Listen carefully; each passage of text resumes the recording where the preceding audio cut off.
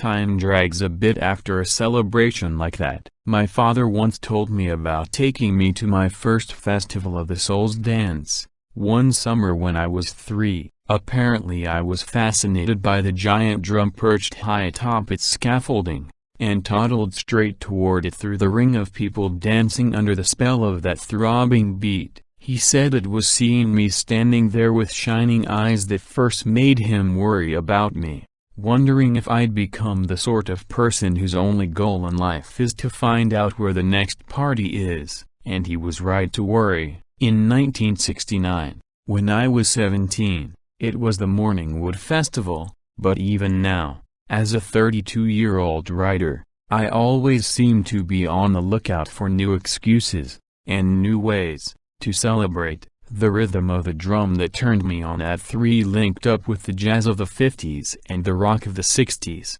and in one form or another it's led me all over the planet in search of bigger and better thrills. What exactly that rhythm meant to me, I'm not sure, but I suspect it was just the promise of endless fun. There's something empty and unreal about winter in Sasebo, but I found myself looking forward to it, knowing that Lady Jane and I had made a promise to go to the beach together. The day we decided on was Christmas Eve. We met at the city bus terminal. I'd soft-soaped my mother into buying me a McGregor coat for the occasion by massaging her shoulders for a couple of hours and saying things like, "College? Of course I'm going to college. I might even become a school teacher. After all, it's in my blood." Come to think of it, Mom, maybe that's why you still look so young, because you teach little kids. You know what Yamada said to me the other day? He said, "Ken,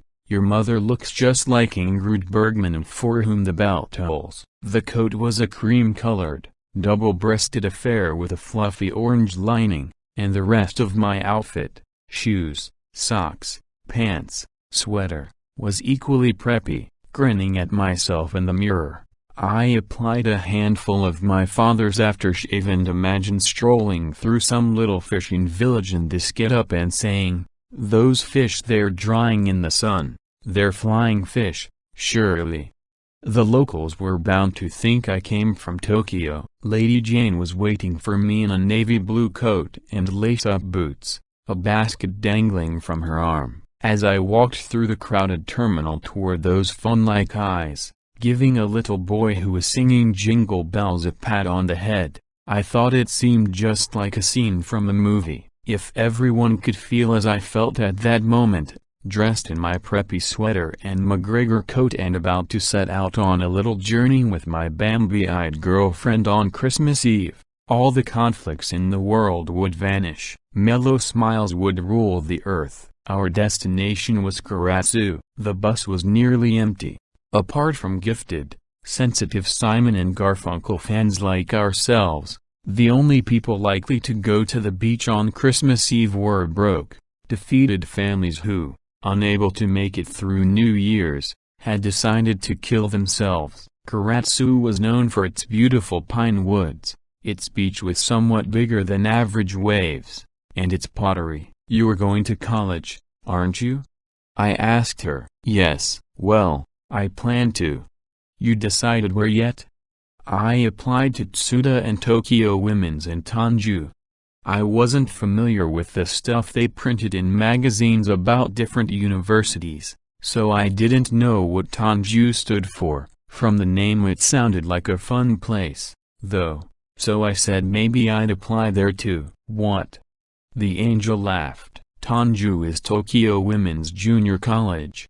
"I know, I'm just kidding," I said, turning crimson. "Where are you going to go, though? Your class is all pre-med students, isn't it?" 90%. "But I don't stand a chance of getting into medical school." "No? I think it would be great to be taken care of by a doctor like you."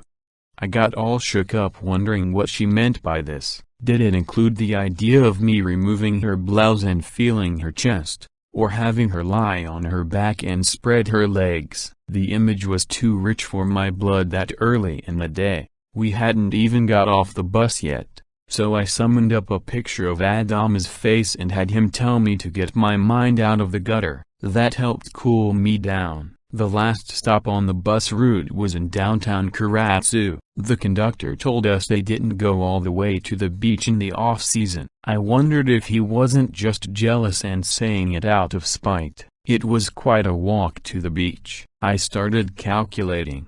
It was now 10 in the morning. We'd probably reach the sea by 10:30, which would leave us how much time at the beach? The Angel's basket presumably contained our lunch, but even if we lingered over every luscious crumb of it, we'd still have hours to kill. We'd start to freeze sitting around in the cold wind with nothing to do, and end up deciding to head back early. What I wanted was a romantic sunset, the gentle melting sensation of a pale purple sky, when the very air around you is like a wine that strips a woman of her reason. You like movies?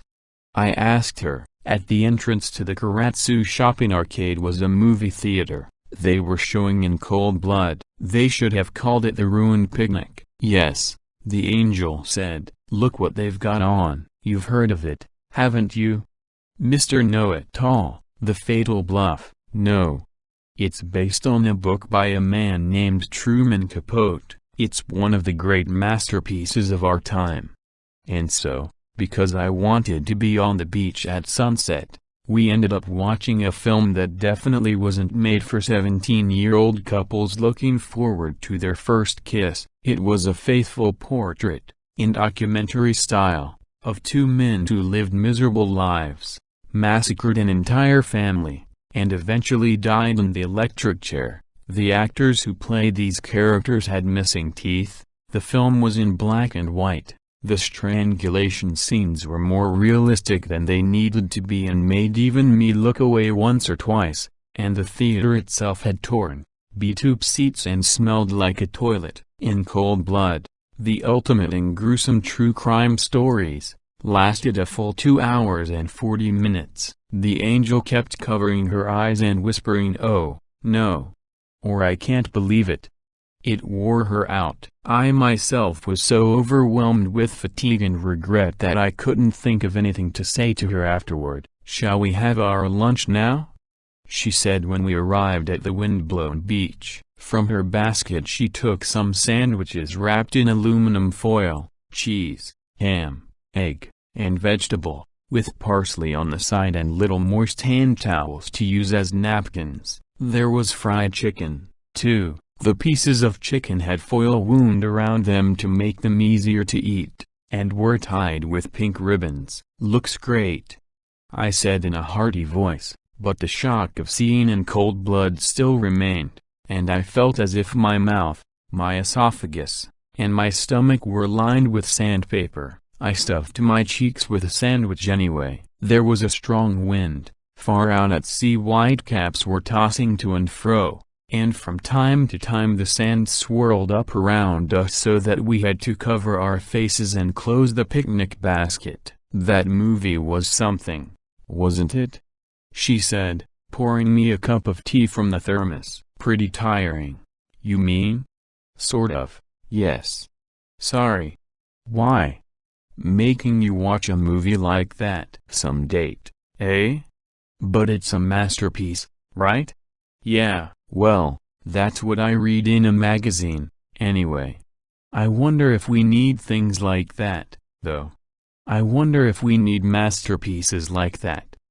What do you mean? It's a true story, right? Yeah, it actually happened. Why do they have to go and make a movie out of it, though? I already know. Know what? I know there's cruelty in the world, Vietnam, and things like, well, the Nazi concentration camps, but I don't see why they have to make movies about them. What's the point? I had no answer for that, though I understood what she was saying. What answer could you possibly have for a pair of fawn-like eyes asking you why people had to go out of their way to see something ugly or depraved? Kazuko Matsui was a gentle and beautiful girl raised in a loving environment. Maybe the world depicted in Capote's story was right next door. Maybe it was necessary to take a good look at these things. But, in the end, what really mattered to her was, as she herself put it, living life like the sound of Brian Jones's harpsichord. We left the winter sea behind. We hadn't even eaten most of the sandwiches, let alone thought about having a kiss. That's how the year ended for me.